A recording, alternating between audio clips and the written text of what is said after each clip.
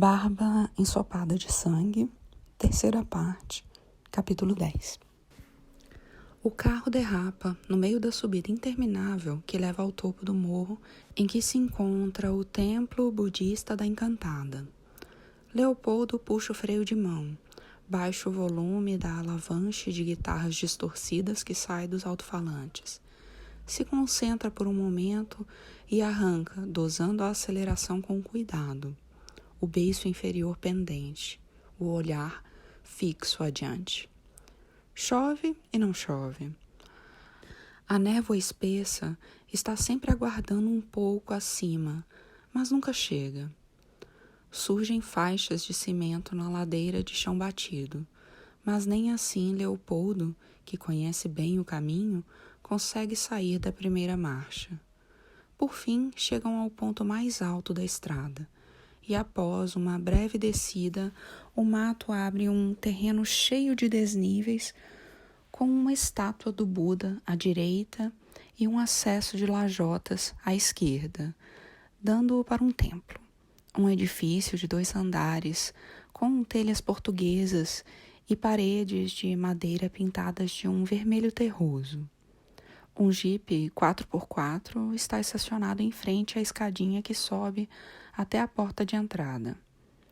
Ainda não são 9 da manhã, e a luz que consegue permear as nuvens tem a brancura intermitente e onírica de uma lâmpada fluorescente gasta. A estátua do Buda ainda não foi finalizada e está coberta por remendos de concreto escuro em diferentes estágios de secagem. O conjunto da estátua tem mais de 3 metros de altura, e o Buda é um pouco maior que um ser humano comum. Seu trono é sustentado por leões esculpidos em relevo no pedestal. A figura está sentada de pernas cruzadas, em posição de lótus, com uma das mãos sobre o colo e a outra erguida, ambas segurando objetos que ele não consegue identificar. Leopoldo, que ajudou diversas vezes na construção de partes do templo, vai conversar com os 2 homens que estão trabalhando na estrutura de um telhado, que está sendo erguido ao lado da estátua, enquanto ele vai à procura de Lama Palden, com quem havia combinado a visita ao telefone na véspera. O piso, as paredes, o teto e as vigas no interior do templo são de madeira pintada de vermelho sangue. Várias estátuas de cerca de 1 metro de altura representam divindades sentadas, realizando gestos diversos com as mãos e os braços, ou segurando espadas e outras relíquias. São pintadas de dourado, com detalhes azuis, vermelhos, verdes e amarelos. Num dos cantos fica um altar com um retrato de um lama. O teto está repleto de lanternas enfeitadas, com retalhos de tecidos coloridos, e há inscrições em tibetano em toda a parte. O cheiro e o som do mato molhando se misturam à fragrância de incensos e ao ranger das tábuas sob os pés. Lama Palden surge de repente, por uma porta de fundos que dá para um pátio reservado, acompanhada de uma menininha. As 2 são loiras e estão descalças, apesar do frio. Fazem suas apresentações e ela parece não lembrar que ele telefonou na véspera. Enquanto a Lama despacha a menina para a rua, ele fica pensando no que exatamente veio perguntar e como deve fazer isso sem soar ignorante ou desrespeitoso. Mas antes que possa dizer qualquer coisa, ela assinala que ele foi o primeiro a chegar e o convida para colocar as oferendas diante das 6 estátuas dos Budas no altar, de modo a já acumular alguns méritos. Lama Palden movimenta o corpo alto e esguio com elegância. Usa um colar de contas igual ao do bonobo e veste uma blusa rosa de caxemira com mangas compridas. De vez em quando, seus pés ossudos espiam por baixo da saia longa, com estampas intrincadas e a barra adornada de miçangas. O que mais chama a atenção no seu rosto é o queixo fino e prolongado.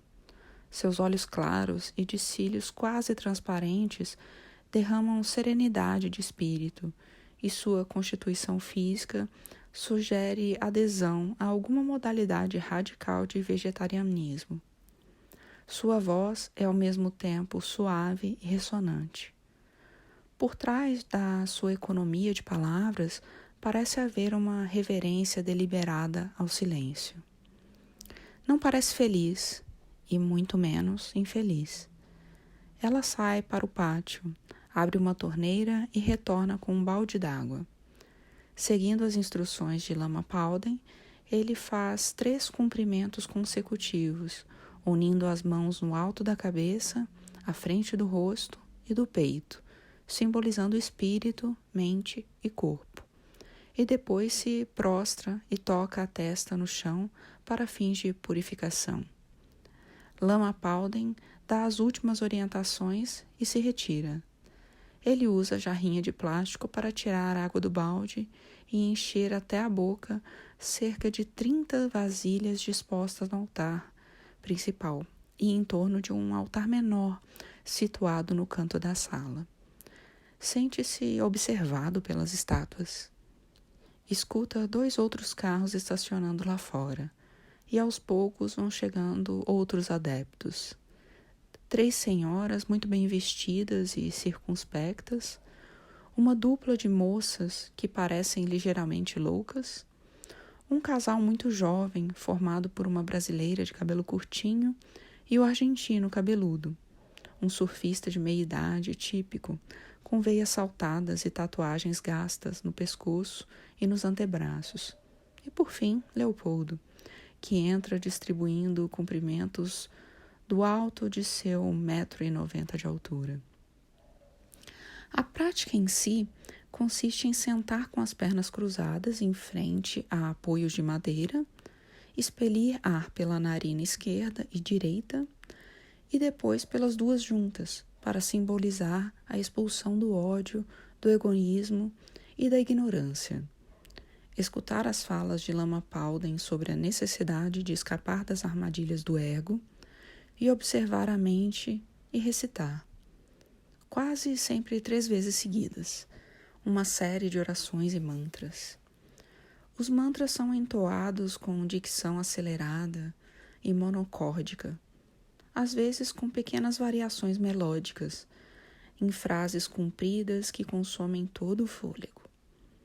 Entre uma sessão e outra de rezas, a lama pede aos adeptos que visualizem esferas de luz saindo das bocas, gargantas e corações das divindades e penetrando em seus próprios. Ele tenta imaginar isso, tenta acompanhar os mantras dentro do possível e se concentrar nos ensinamentos, mas não demora muito para que seu pensamento comece a passear por outros lugares. As árvores gotejam lá fora, e alguém dá passos e derruba objetos no andar de cima. Talvez a menininha que acompanhava Lama Palden quando ele chegou. Vinha se sentindo atraído por uma série de ideias e conceitos budistas explicados com paciência pelo bonobo. A impermanência de todas as coisas, a ilusão da individualidade, a visão de uma pessoa como nada além de uma configuração fugaz dos componentes instáveis do corpo e da mente, a necessidade de combater a impressão errônea de que somos inteiros, permanentes, duráveis, autônomos e desconectados do fluxo de todas as coisas para conseguir interagir com o mundo de maneira mais espontânea, compassiva e desapegada, para conseguir sofrer menos e fazer sofrer menos. Muitas dessas ideias que lhe eram nomeadas pela primeira vez correspondiam às suas próprias intuições e convicções, mas nada podia ser mais diferente do caminho que o trouxera até elas do que essas leituras repetitivas e meditações em grupo. Mesmo nesse instante de oração e meditação, ele sente o impulso de cessar todo o falatório, eliminar lamas e estátuas e ficar sozinho e em silêncio, com uma parede ou com um horizonte, ou correr e nadar até que a sensação constante de ser uma pessoa se dissolva naturalmente pelo esforço físico extremo e pela conversão de todo o seu pensamento em passadas, braçadas, pulmão, coração. Entende o que essas pessoas buscam? É o que ele busca e o que todos buscam, mas seus métodos são diferentes e talvez, suspeita agora, inconciliáveis. Começa a se impacientar com o ritual. A partir de um certo momento, só deseja que ele acabe. Quando a prática termina, ele fica esperando a lama terminar de conversar com a guria de cabelos curtos sobre enfeites budistas que serão confeccionados para vender no templo, até obter a chance de abordá-la e fazer a pergunta que o trouxe ali em primeiro lugar. Quer saber como os budistas podem falar em reencarnação se toda a filosofia promove o desapego a qualquer noção de um ego que persista no tempo. Por que para um ser reencarnar, perdão, renascer, algo do que ele era deve ressurgir mais adiante, ou então nem faz sentido usar esse termo? O bonobo tinha dito que não era bem assim, que o que renasce não são seres, e sim estados mentais, e na verdade a coisa fica bem complicada de explicar a partir daí. Mas ele não vê diferença nenhuma entre um espírito reencarnado e um estado mental ressurgindo lá na frente e sendo atribuído a alguém que morreu, como se algo da pessoa ainda existisse. Não consegue encontrar as palavras que procura e sabe que sua pergunta está gravitando cada vez mais perto da incoerência total. Mas Lama Palden escuta com toda a atenção até que ele se canse de falar. Depois ela se limita a dizer que apenas a meditação pode conduzir à certeza racional da existência do karma e do renascimento. O caminho para a iluminação é um treinamento da mente, análogo ao treinamento do corpo. Só a prática revela os ensinamentos, ela diz. As verdades não podem ser entendidas pela ótica racional e dualista do Ocidente. Ela também ressalta que a iluminação elimina o ciclo de renascimentos e pergunta se ele queria saber mais alguma coisa. Ele fica olhando para ela como se estivesse assimilando tudo isso. Agradece repetidas vezes e se despede. Ela diz para ele não deixar de vir nas próximas práticas. É todo domingo às 9. Leopoldo topa dar uma passeada na pousada do bonobo, que está assistindo a vídeos pornográficos em alto volume no computador da recepção, e grita ao vê-los entrar. Capitão Arrabe, Leopoldo bife de vaca. Já disse para você não me chamar assim, eu não gosto. Tá bom, Leopoldo bife de vaca, mas você é bobo mesmo. Vocês me chamam de bonobo e eu não reclamo. Mas você gosta, né? É diferente. Vou inventar um apelido ruim para você.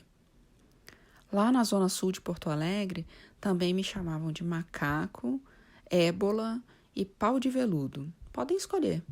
Mas, e aí, nadador? Falou com a lama? Sim, a gente tá vindo do templo. Massa, segura aí que tem uma família curitibana fazendo um check-out daqui a uns 15 minutos. E depois a gente assa umas pizzas. Podem pegar cerveja no freezer ali na cafeteria. Os três passam a tarde bebendo e comendo, numa das 4 mesinhas do café do bonobo. Leopoldo é grandalhão, mas fica bêbado rápido e começa a debochar do desempenho do novato em sua primeira prática. O bonobo escuta tudo balançando a cabeça e depois o repreende. Tu é uma peça, hein, nadador? Já chegou matando em cima a lama com essa história de renascimento?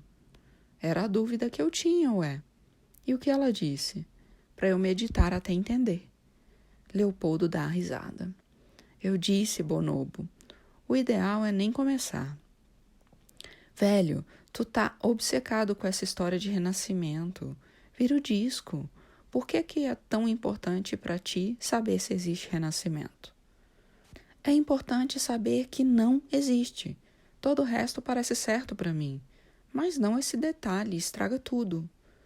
Escuta, nadador, A questão do renascimento nem é muito importante no budismo original. Rolavam altas macumbas no Tibete quando o budismo caiu lá de paraquedas e uma parte da doideira ficou. Mas não é como a reencarnação kardecista. Se tu entende que uma pessoa é só uma aglomeração dinâmica de estados mentais, a ideia de uma alma que pode reencarnar deixa de fazer sentido. O que renasce, arredondando de um jeito grosseiro para tu entender, são esses estados mentais, que seguem em frente e se recombinam até certo ponto. Assim, como o teu corpo alimenta plantas e vermes se tu for enterrado no chão. Assim como os átomos do teu corpo são poeira das estrelas. Os átomos do meu corpo podem ser poeira de estrelas, mas isso não quer dizer que há estrelas em mim. Pare de falar como os hippies. Entendeu o que eu quero dizer, bonobo? A estrela morreu. Eu vou morrer. Não faz diferença. Os átomos não eram dela. Meus estados mentais não são meus. E que porra é essa de mente? Acho que é só um jeito espertinho de acreditar em alma. É o restinho de permanência que os budistas guardam embaixo da cama. Criamos um monstro, Bife. Eu avisei antes, o ideal é nem começar. A vida não pode continuar depois da morte. Não pode. Seria ridículo. Se provarem que continua, eu me mato. Mas aí não ia adiantar. Tu é uma peça mesmo. O desgraçado mais cético que eu já vi. Não sou cético, só não acredito em qualquer coisa. Se Deus existisse, ele ia se divertir contigo. Leopoldo ergue a garrafa de vidro e soluça. Um brinde à crença apaixonada de que nada disso aí existe. Ele e o bonobo também erguem suas garrafas. Os três gargalos se chocam juntos e a garrafa dele se espatifa, fazendo voar cerveja e vidro para todo lado. Os três se entreolham com os braços ainda esticados e os ombros encolhidos, imóveis, assimilando aos poucos o que acaba de acontecer. A garrafa se desfez no ar instantaneamente, mas a sensação de segurá-la só vai desaparecendo aos poucos. Alguns dias do inverno parecem de verão, e esta segunda-feira de início de setembro é uma delas. Os varais ficam carregados e os colchões tomam sol nos gramados e varandas. Quem pode toma sol na praia. Cabos eleitorais dos dois partidos que disputam eleições na cidade iniciam cedo suas rondas de compras de votos, visitando eleitores para entregar sacos de cimento e quitar as prestações de motocicletas. Crianças carentes recebem aulas de surf gratuitas e chupam laranjas de café da manhã na beira da praia.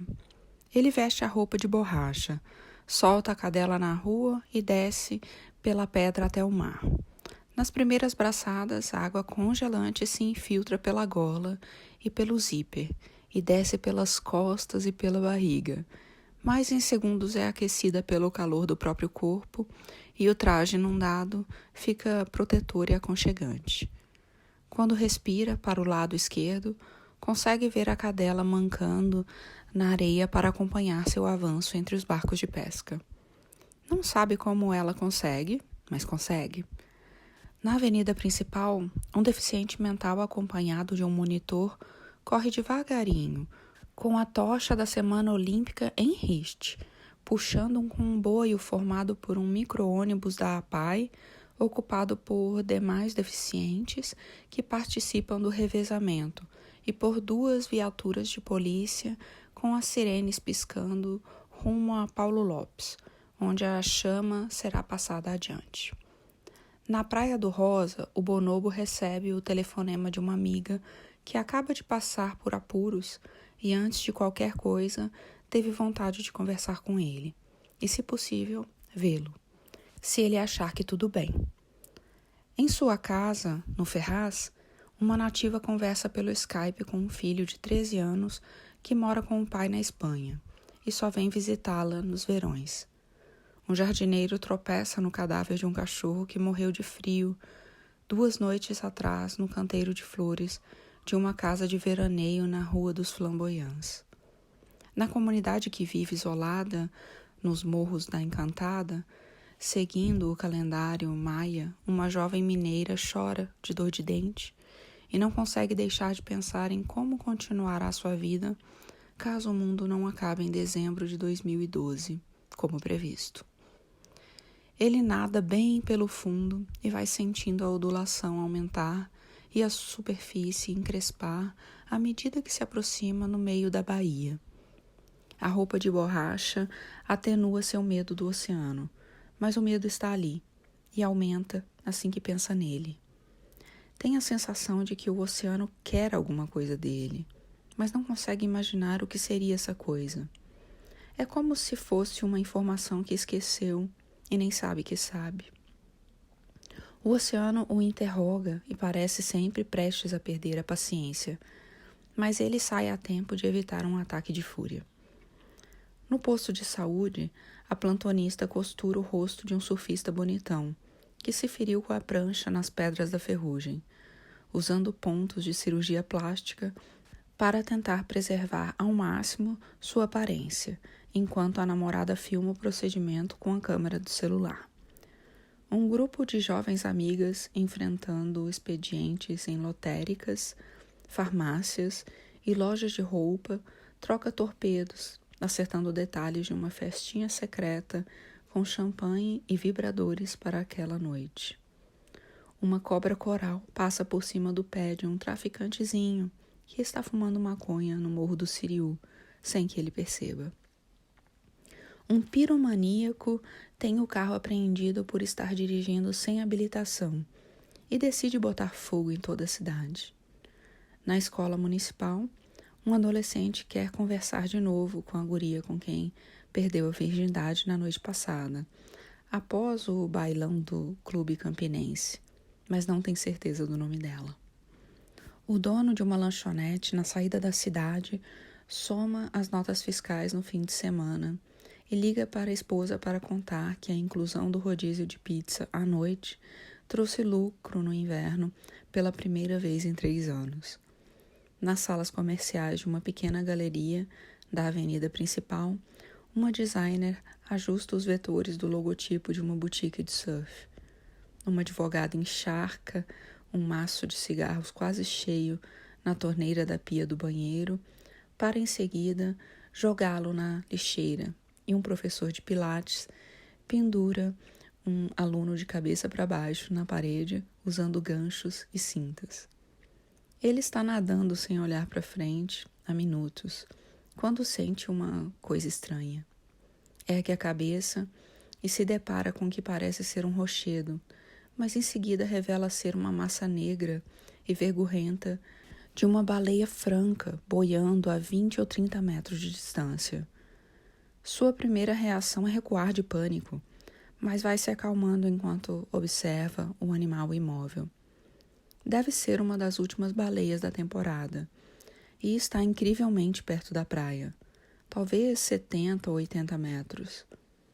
Avista a cadela como um pontinho azulado com as pernas na areia e um punhado de humanos admirando o cetáceo na praia. A baleia espirra um jato e ele sente um calafrio. Logo em seguida surge outro jato menor, mais agudo e chiado, e ele percebe que há um filhote perto da mãe, fora de vista, do lado oposto ao dele. A baleia não parece perturbada e é impossível saber se ela o vigia. Sua enormidade é intimidadora, mas ela transmite calma e cumplicidade. O dorso emerge e submerge ao redor das ondas, refletindo o azul do céu, e as nadadeiras abanam para fora d'água. Ocorre a ele que a baleia está amamentando e que o filhote provavelmente é recém-nascido. Quando começa a sair da água, a cadela se atira contra as ondas no raso e vem ao seu encontro. Ele brinca um pouco com ela na areia e, de repente, todos em volta suspiram admirados. A baleia começa a dar rabadas na água. Uma moça sorridente parada ali perto diz que a baleia está feliz por causa do filhote. Cada golpe espirra montanhas de água e produz uma conclusão agradável. A baleia começa a ir embora, e ele também volta para casa andando devagar, com a cadela manca no encalço. Ela já consegue andar distâncias grandes, mas ainda tem dificuldade para correr. Para os lados da cidade, ele avista uma coluna de fumaça cinzenta e depois outra. É fumaça demais para ser apenas lixo queimando em terrenos baldios. Na praia do Silveira, um homem surfa sozinho nas ondas da laje de pedra no canto sul. O mar está calmo e a ondulação baixa. Não há mais ninguém na praia e a sensação de solidão bate de repente, com uma mistura de êxtase e terror. É um dia de inverno que parece de verão. Sentado em cima da prancha, ele mexe os dedos dos pés dentro da água gelada e imagina que não há mundo do outro lado dos morros. Uma gaivota aparece do nada e começa a voar em círculos sobre sua cabeça. O pássaro é todo branco e ele pensa que talvez não seja uma gaivota. Não sabe dizer. Os círculos vão ficando mais fechados e, sem mais nem menos, o surfista tem certeza de que está recebendo um aviso para sair imediatamente da água. Vinha detectando uma série de variações muito sutis no mar, fenômenos invisíveis e difíceis de descrever. O fundo pedregoso começa a borbulhar. Rema com toda a força em direção à beira, eletrizado pelo medo, mirando um ponto fixo da areia. Quando já está no raso, correndo com a água pelos joelhos, finalmente olha para trás e vê ondas gigantes quebrando na laje. As ondas que dali em diante acreditará que o teriam afogado. Passa toda a tarde de trabalho na piscina, pensando no que vai dizer para o Panela, e quando chega a hora diz apenas que deseja abandonar o emprego. Se possível, somente por um tempo. Panela não quer aceitar. Quer aumento? Não é por isso. É porque tô precisando dar um tempo. Quando tu quer sair? Agora. Tu sabe que não funciona assim. Preciso de um mês de aviso prévio. Um careca de torso atrofiado e pernas finas dá berros animalescos nas últimas repetições de uma série de elevações laterais. Joga os halteres no piso de madeira e sai bufando e andando em círculos na academia de ginástica ao lado da recepção. Débora revira os olhos e volta ao joguinho que está jogando no celular. Um mês é demais para mim. Preciso de pelo menos 2 semanas para achar outra pessoa. Eu fico mais 2 semanas, então. Tá, mas conversa comigo. O que te faria ficar? Nada, Panela. Desculpa. Talvez eu volte daqui um tempo. Não posso garantir que tu vai ter um emprego de volta depois. Eu sei. Quando chegar a hora a gente vê. Obrigado pela oportunidade de trabalhar aqui. Tem sido bem importante para mim. Pô, tu vai fazer falta, velho. Panela ergue os ombros e sai. Débora estava ouvindo tudo e agora o encara, comprimindo os lábios e erguendo as sobrancelhas. Espero que tu tenha um bom motivo. Eu também. Tu não vai tirar essa barba nunca? Fica bem melhor sem. Tu acha? Não é só eu. Vou pensar com carinho, então. Tu tá bem? Em que sentido? Eu tô te achando meio borocochô nos últimos tempos. Já vi o inverno acabar com muita gente aqui. Hoje parecia verão. Tu sabe do que eu tô falando. O cara fica sem mulher no frio, sai do trabalho, começa a ficar em casa, dá umas sumidas. Não quero que tu, sei lá. Nada a ver, Debs, tô legal, não se preocupa comigo. Se precisar de qualquer coisa, fala comigo, tá bom? Qualquer coisa. Ele faz que sim com a cabeça. Te cuida, face oculta. Aposto que as gêmeas inventaram essa também. Óbvio. Não fui embora ainda, Débora. Mais 2 semaninhas, até amanhã. Ele hesita um pouco antes de sair e dá uma volta no balcão. Débora se levanta antes dele chegar e os dois se abraçam por um bom tempo, sem dizer nada.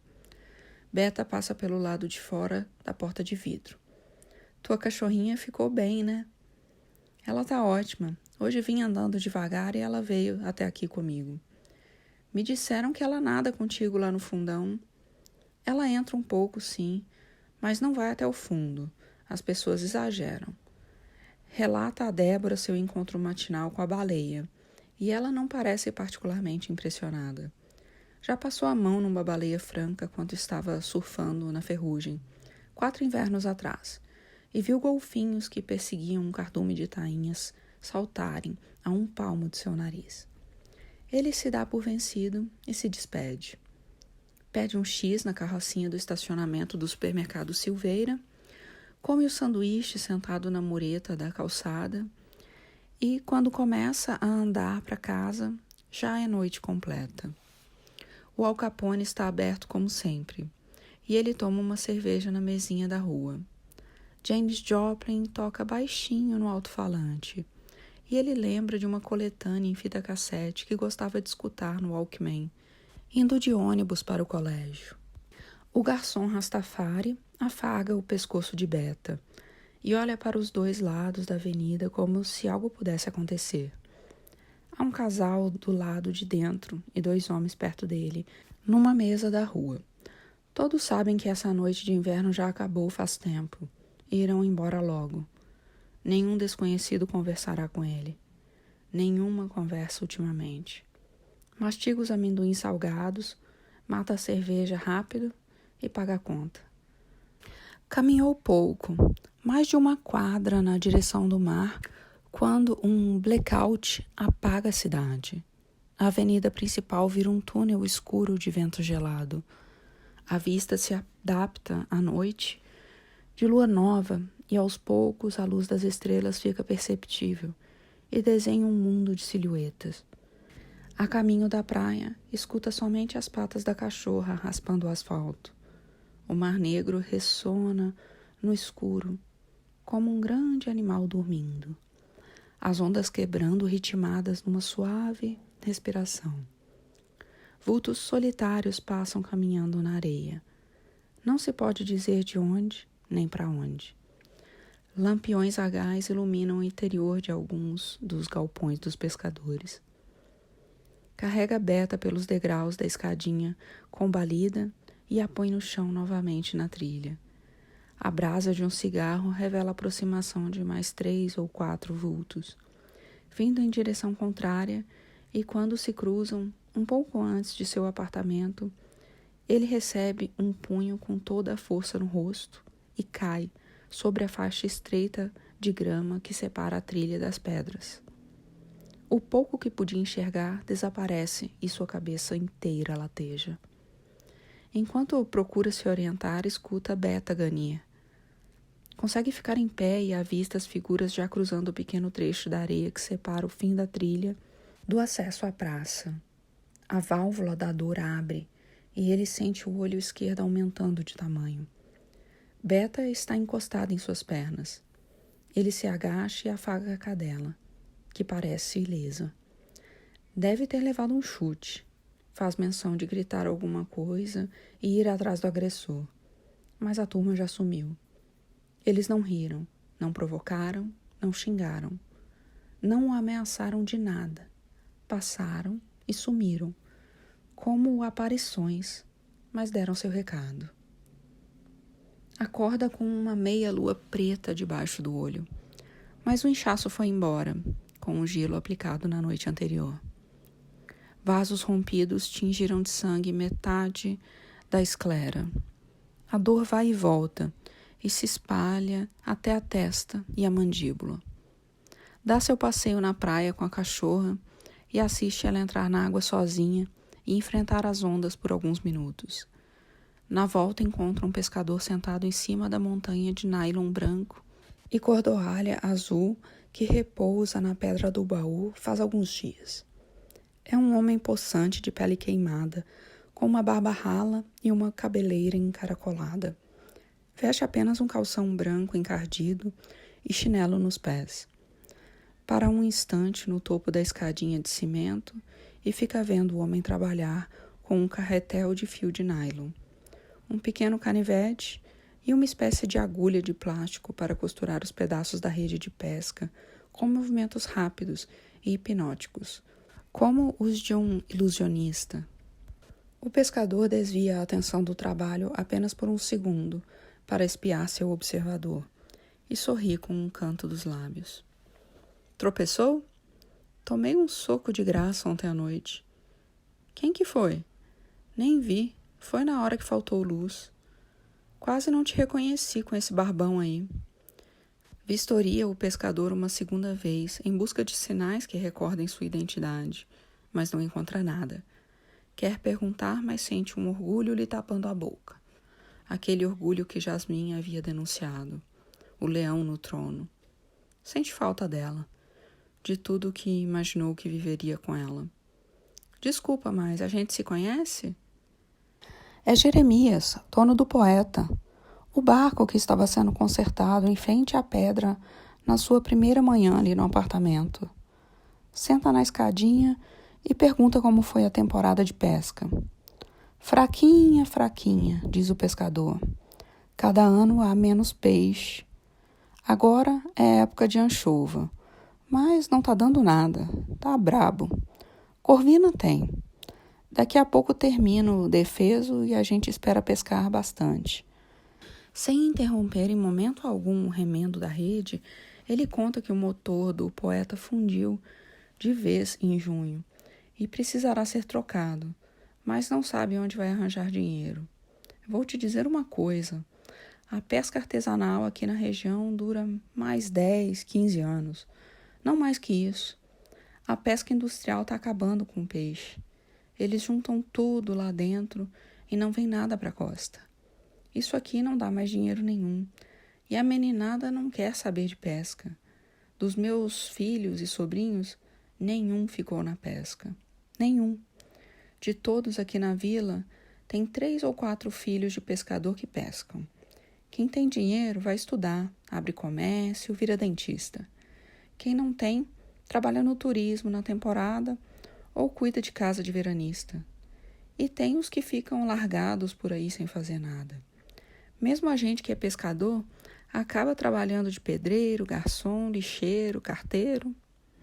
Num dia de mar brabo e chuva, precisa de 5 ou 6 homens para puxar uma rede. E não tem gente suficiente para fazer o trabalho. Esses barcos aqui, todos eles, ele faz um gesto com a agulha abrangendo as embarcações ancoradas na enseada, vão estar fazendo passeio de turismo daqui a 10 anos. Quando cheguei aqui, li no jornal que ano passado pescaram o maior cordume de corvina da história da cidade. Tinha uma foto com uma pilha de peixe do tamanho de um caminhão. Jeremias ri e balança a cabeça como se não devesse falar do assunto, mas revela que o grande cardume de corvina tinha sido cercado em alto mar por uma grande traineira industrial, numa manobra ilegal, fora de época. Os pescadores locais descobriram a tempo, botaram vários barcos na água e abordaram a embarcação transgressora. Houve ameaça de violência, a tripulação da traineira ficou com medo, e quando os ânimos se acalmaram, foi feito um acordo. A maior parte dos peixes recolhidos já estava morta. A traineira ficou com 5 toneladas e os pescadores de Garopaba levaram o resto. Na chegada foi como se tivessem pescado aquelas 64 toneladas de corvina com as próprias redes. Essa história, ele diz, só mostra que a gente está mesmo condenado. Não vale mais a pena comprar quilo de nylon e pagar mão de obra para fazer uma rede artesanal. A rede industrial é mais barata. Essa rede que eu estou costurando tem 4,5 km. Vou levar mais 3 dias para terminar de arrumar. Antigamente as mulheres ficavam em casa fazendo rede. Isso acabou também. Não acham que é trabalho para elas. As mais novas nem sabem mais como fazer. Já foi em Laguna? Lá as mulheres ainda fazem rede. Dá gosto de ver. Elas são tão rápidas que tu nem consegue ver a agulha. Aqui acabou. Logo vão trazer a faculdade e a moçada vai se formar e ir embora, assim que puder. Isso para não falar do clima, uma bagunça.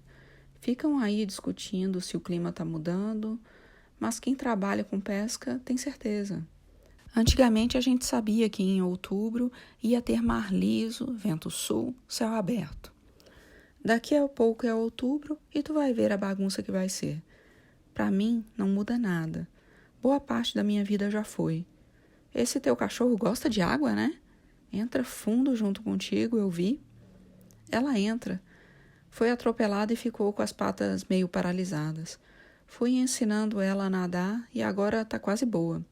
É mesmo? Cada coisa. Nunca tinha visto nada parecido. Ela vê o dono nadando o tempo todo. Vai ver que pegou gosto de mim. Vai ver que é de família. Os dois trocam um sorrisinho. Não sabe mesmo quem te deu essa bordoada aí? Não dava para enxergar. Acho que era uma gurizada que vai para as pedras passar o tempo. Se ficar sabendo quem foi ou se acontecer de novo, me fala. Tá bom. Conheço todo mundo. Obrigado. Ele se levanta e estica as costas. Até mais, Jeremias. Ia dar uma nadada, mas ficou tarde. Vou fazer almoço e trabalhar. Bom trabalho aí. Jeremias acena com a cabeça, sem desviar os olhos da rede e da agulha. O pescador fica ali, do amanhecer ao entardecer, durante 3 dias, sentado na mesma posição, fazendo remendos de costas para o mar.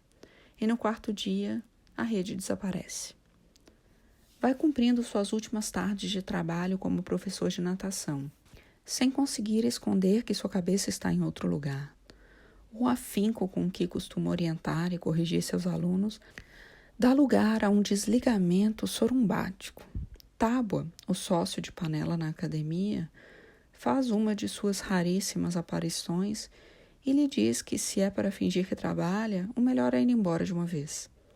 Certa manhã, o carteiro narigudo e esquelético lhe entrega um envelope que não é da fornecedora de luz nem da telefônica. A primeira correspondência pessoal que recebe naquele lugar é de Jasmim. Dentro há uma cartinha escrita à mão, com letra espaçosa e uma fotografia que ela tirou na ferrugem, com a câmera virada para eles. Olá, peixinho. Tu pediu uma foto minha, mas estou enviando uma de nós dois, porque quero que tu lembre do próprio rosto também, sempre que quiser lembrar do meu. Tu é muito bonito, e suspeito que sabia muito bem disso. Estou ajudando a minha mãe no restaurante enquanto decido o que faço da vida. A maldição do tesouro não me pegou, espero. Comecei um projeto para tentar um mestrado no Rio de Janeiro. Estou me resignando em ser sozinha e torcendo para que tu não demore para achar a pessoa que tu procura. Não fiz nada por mal e espero que não guarde rancor. Adorei passar pela tua vida. Tomara que a Beta esteja bem e correndo contigo pelas praias. Gosto de lembrar de como tu cuidava dela. Guarda bem essa foto. Um beijo. J. Na foto estão sentados numa mesa do bar do Zado ao entardecer. Ela está vestindo uma blusinha de frente única, branca, com flores amarelas e brincos de argola. Os cachos despencando pelos ombros, um piercing de argola na orelha esquerda, a pele negra iluminada de matizes dourados, as narinas largas e infladas, olhos pequenos, boca volumosa brilhando de protetor labial. Uma certa gravidade no olhar, a boca entreaberta mostrando a ponta dos dentes brancos, mas sorrindo apenas de leve, como se estivesse mais admirada que feliz. Ele está sem camisa, descabelado, barbudo e com um sorriso extremo aberto de lado a lado, e num primeiro momento ele pensa que ela enviou uma foto de si mesmo ao lado de outro cara, mas só pode ser ele mesmo. Todas as manhãs corre descalço até o Siriú e pedala até a Silveira e atravessa a praia a nado, enxergando os cardumes tímidos nas águas translúcidas, que são o primeiro e único indício da aproximação da primavera, naquela semana de frio seco e persistente. Beta agora fica solta na rua o tempo todo e nunca se afasta muito de casa, a não ser nas caminhadas logo após o amanhecer, quando manca pela praia, com desenvoltura cada vez maior e nada entre as ondas, como nenhuma pastora australiana jamais nadou.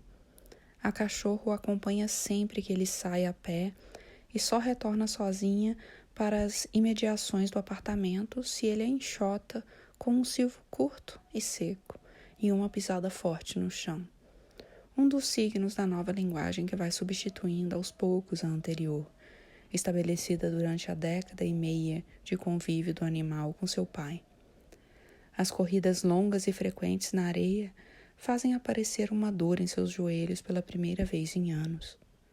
Passa as noites na cama comendo macarrão ao molho ou arroz com carne direto da panela, com sacos de gelo nos joelhos, jogando FIFA Soccer no PlayStation, com as persianas e vidros fechados dentro do quarto escuro e um pouco mofado.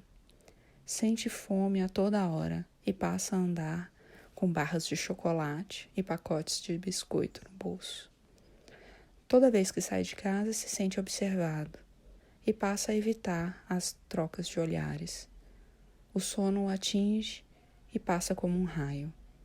Compara seu rosto no espelho com a foto do avô e percebe que sua barba está um pouco maior que a dele, seu rosto mais bronzeado, magro e envelhecido. Nunca esteve tão semelhante ao da foto e toda vez que acorda após a noite fulminante, tem a sensação de que passou as últimas horas sonhando que era o avô perambulando pelos morros e costões em tardes repletas de relâmpagos, respingos de chuva, espirro das ondas quebrando nas pedras, manadas de vacas abrindo trilhas, trovoadas no mormaço, carpim farfalhando por cobras, aves negras em fuga e ventos oceânicos. A chuva chega de mansinho, ninguém pensa nela, e não há motivo para acreditar que não irá embora daqui a alguns dias, como sempre. As últimas baleias partem com suas crias rumo aos mares antárticos, e com elas se vão também os últimos turistas do inverno. A notícia de que ele se desligará da academia corre entre os alunos e começam a aparecer convites para passeios e jantares de despedida que ele dispensa gentilmente com mentiras. Depois de um certo ponto, nem lhe ocorre recarregar a bateria do celular. Na manhã de sábado, em que encerra sua breve carreira de professor de natação na Academia Swell, há uma agitação anormal na cidade. Uma grande quantidade de moradores circula nas ruas, apesar da chuva fina, e no caminho para casa percebe que muitos carregam pequenas bandeiras azuis ou vermelhas e escutam rádio no som dos carros, em fones de ouvidos e radinhos de pilha. Um taxista explica que está ocorrendo um debate eleitoral ao vivo na Rádio Garopaba, entre os dois candidatos à prefeitura. O concorrente à reeleição do Partido Progressista e seu opositor do Partido dos Trabalhadores.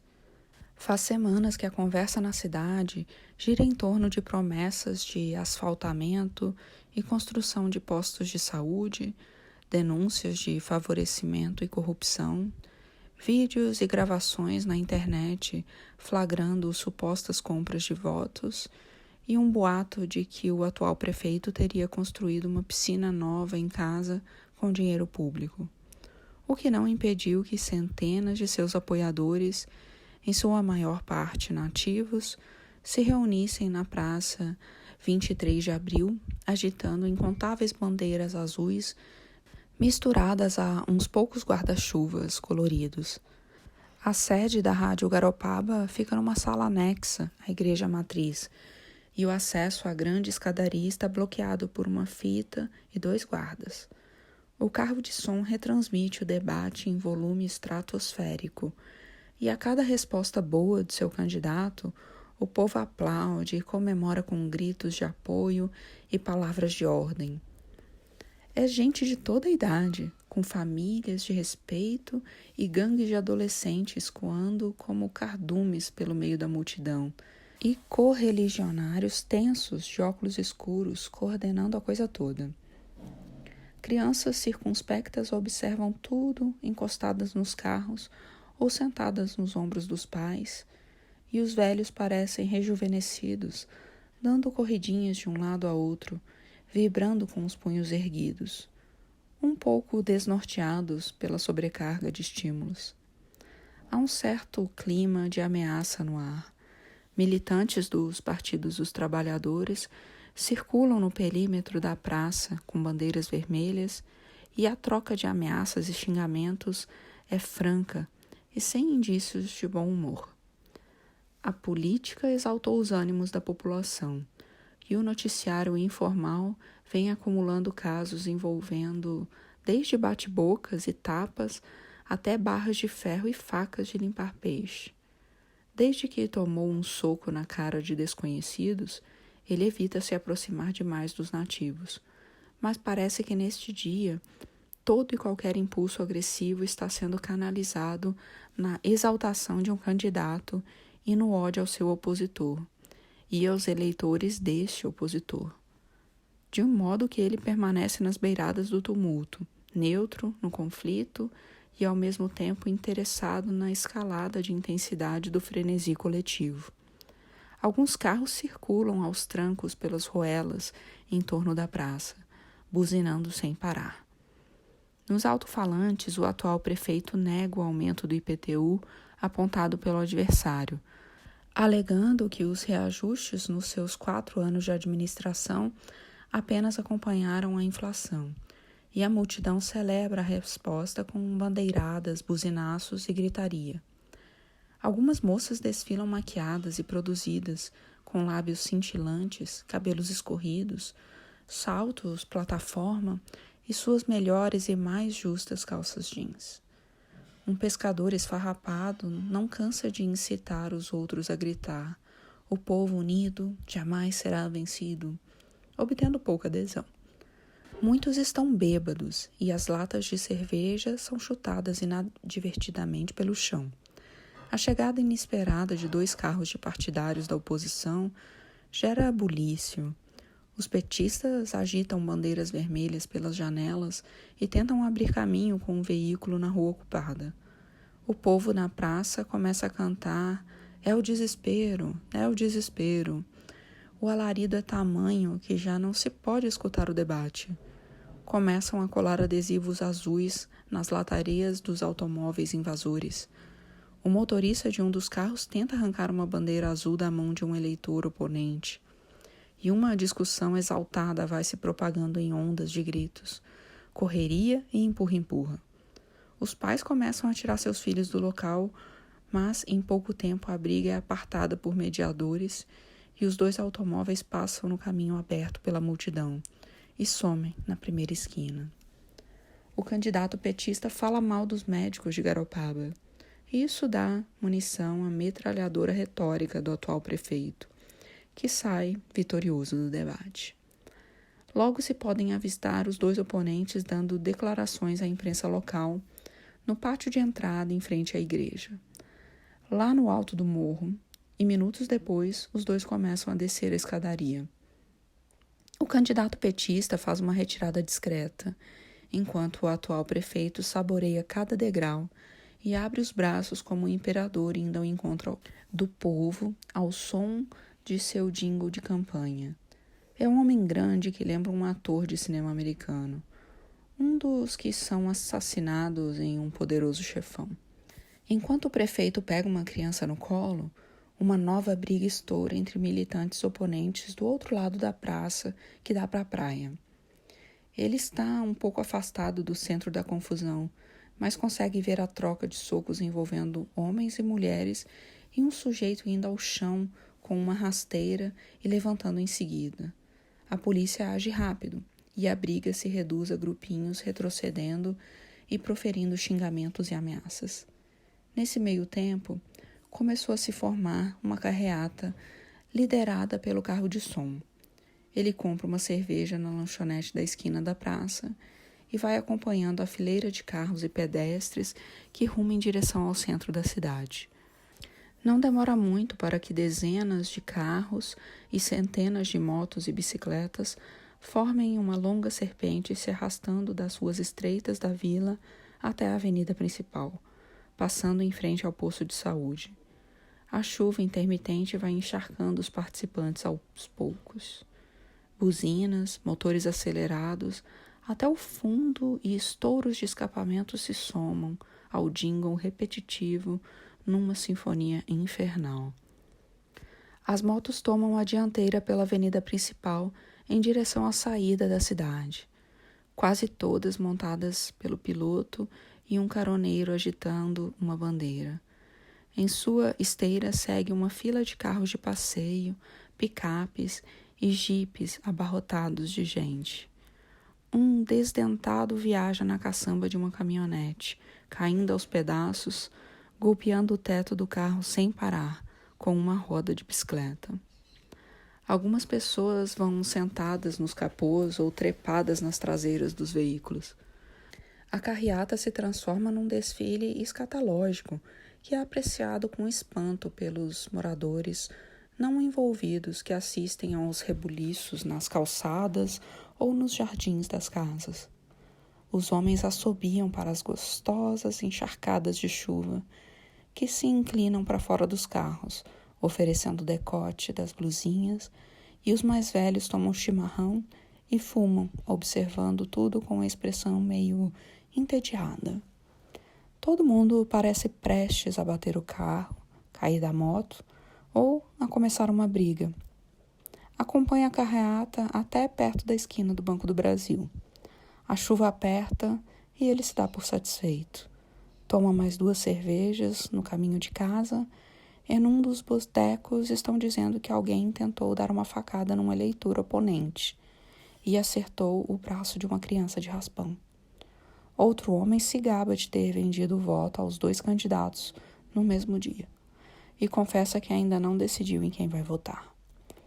Quando ficam sabendo que ele é de Porto Alegre, perguntam como anda a eleição por lá. Ele se levanta, soluça e diz que não faz a menor ideia e paga a conta no balcão. Depois se volta de novo para a mesa ocupada e olha rapidamente para o rosto de cada um dos homens sentados. Eu conheço algum de vocês? Aos poucos eles vão dizendo que não. Foi um prazer, então. Adeus, senhores. Caminha de volta para a vila no rastro de silêncio. Bandeiras, gases de escapamento e latas de cerveja deixado pela carreata. O jingle, a gritaria, os motores e as buzinas vão ficando para trás, até sumirem de vez.